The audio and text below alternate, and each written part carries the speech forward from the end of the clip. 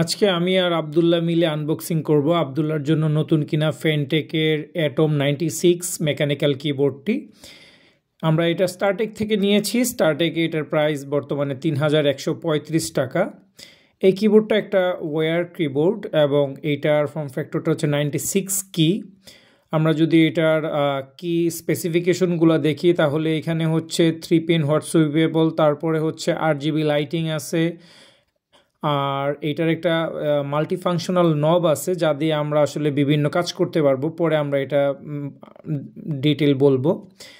এখন আমরা যদি দেখি বক্সের মধ্যে আমরা কিছু এক্সট্রা কি পাচ্ছি আর কি পুলার পাচ্ছি, একটা ওয়ারেন্টি কার্ড, একটা ম্যানুয়াল, যদিও কিবোর্ডের ম্যানুয়ালের কোনো প্রয়োজনই পড়ে না। এটার নবটা দিয়ে আসলে অনেকগুলো কাজ করা যায়, যেমন এটা দিয়ে মিউজিক কন্ট্রোল করা যায়, এটা দিয়ে হচ্ছে কিবোর্ডের যে লাইটিং আছে 8 GBটা এই মুডগুলো চেঞ্জ করা যায়, এবং 8 GBর যে ব্রাইটনেসটা আছে এটা বাড়ানো এবং কমানো যায়। মাল্টিফাংশনাল এই নবটা অনেক ক্ষেত্রেই অনেক কাজে দিবে। গেমিংয়ের ক্ষেত্রে অনেক ফাংশন চেঞ্জ করা যাবে এই নবটা দিয়ে।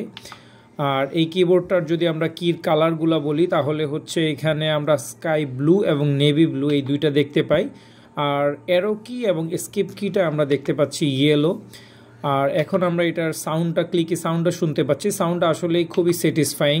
আমার কাছে এই মেকানিক্যাল কিবোর্ডটার সাউন্ডটা খুবই ভালো লেগেছে, আর এইটার ক্লিকগুলা খুবই স্যাটিসফাইং লাগতেছিল, এবং প্রত্যেকটা কিতে টাচ করার সাথে সাথে একটা মেকানিক্যাল ভাইব ফিল করতেছিলাম।